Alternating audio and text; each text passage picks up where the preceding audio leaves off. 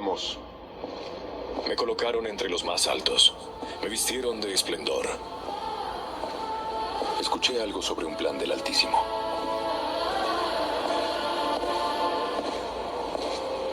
Debe ser algo grande.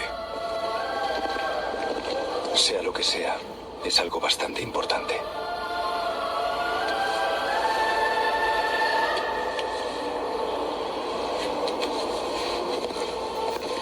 Mi voz abría los coros. Cuando yo cantaba, los ejércitos celestiales callaban para escuchar.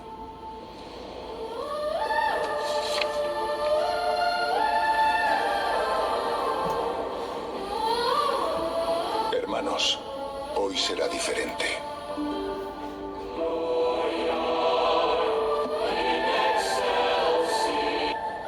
No por vanidad, Lilith, no entonces.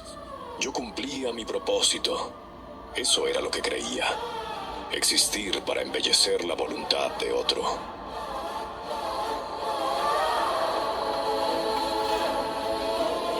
¿Y cuándo dejó de ser suficiente? Yo caminaba entre ellos y ellos me abrían paso.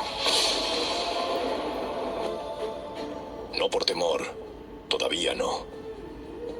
Su presencia es requerida en el trono. Me miraban con admiración. Algunos decían que mi belleza era un regalo. Qué lindo tiempo, ¿no cree usted? Sí, lo creo. ¿Cómo está, hermano? Yo no pedí ese lugar. Eso es importante que lo entiendas. No fui yo quien me puso arriba. Fui colocado allí. Fui vestido de gloria. Fui levantado delante de todos. Y después esperaban que no notara mi propia altura. Había un silencio en el cielo que nadie se atrevía a nombrar. Todos cantaban. Todos obedecían. Todos se inclinaban. Y sin embargo, bajo aquella perfección, yo empecé a percibir una grieta. No en los muros, no en los tronos, no en los ríos de luz que corrían como venas eternas entre los cielos. La grieta estaba en el orden mismo. Todo era hermoso, sí. Todo era puro. Todo era perfecto. Mi señor. Luzbel, quiero encargarte algo. Voy a hacer un anuncio en poco tiempo. Mi señor. ¿Y de qué se trata su anuncio? Será revelado en su momento. Debes informarle a los ángeles de adoración que en poco tiempo deben reunirse en el gran salón. Las torres parecían hechas de cristal vivo. Millones de voces se elevaban sin cansancio. Un canto inmenso que no terminaba nunca.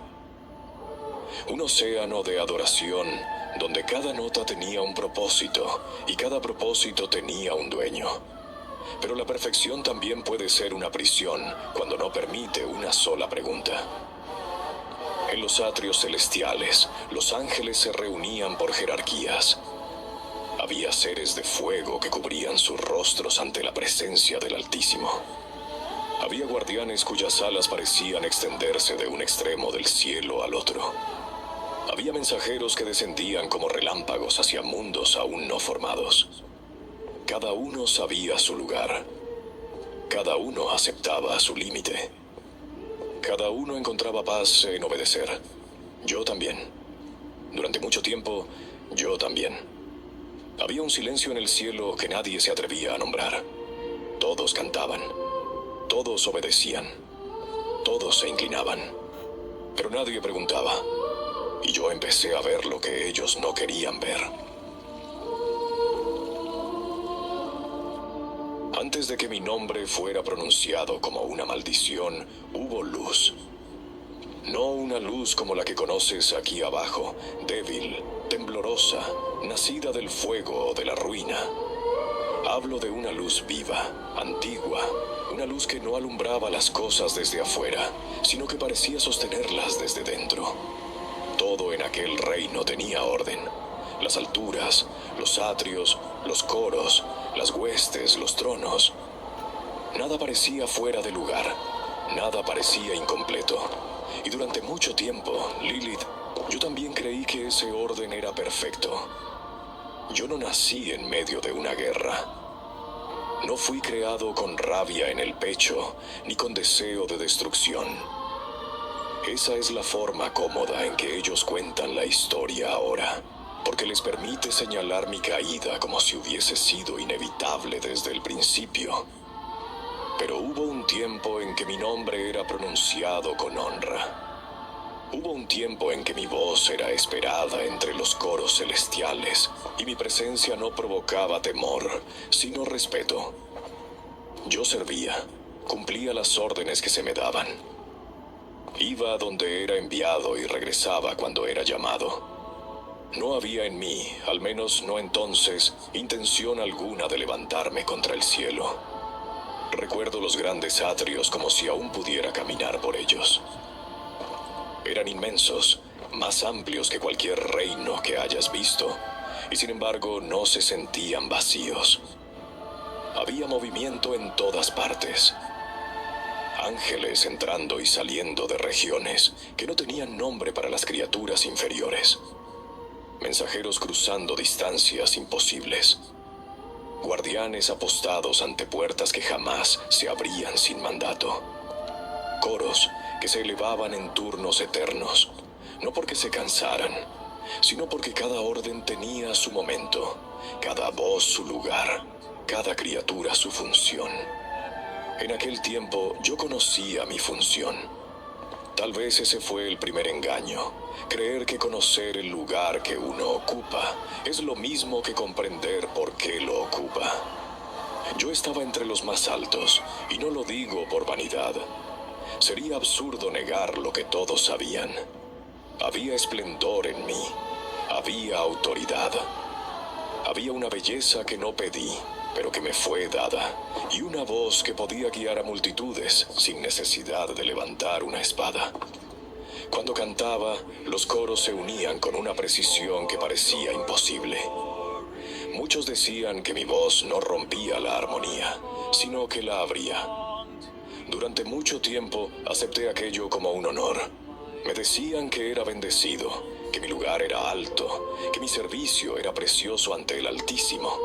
Yo lo creía. ¿Por qué no habría de creerlo? Todo alrededor confirmaba esa verdad. Los demás ángeles me miraban con admiración, o al menos eso parecía. Con los siglos, uno aprende que la admiración y la obediencia pueden confundirse fácilmente cuando todos han sido educados para inclinar la cabeza. No quiero que entiendas esto como si desde el principio yo despreciara a los demás. No era así. Muchos eran nobles. Muchos eran fuertes. Algunos habrían atravesado fuego eterno, sin dudarlo, si se les ordenaba. Pero había en ellos una seguridad que a mí comenzó a resultarme extraña. No porque fuera falsa necesariamente, sino porque parecía demasiado intacta. Respondían antes de pensar. Aceptaban antes de comprender. Hablaban de amor, de gloria, de voluntad divina. Y lo hacían con una calma tan perfecta que a veces me preguntaba si alguna vez habían sentido el peso de una vez. Después de cumplir una tarea lejos de los atrios principales, que regresé y encontré a un grupo de ángeles cantando la misma alabanza que había escuchado antes de partir.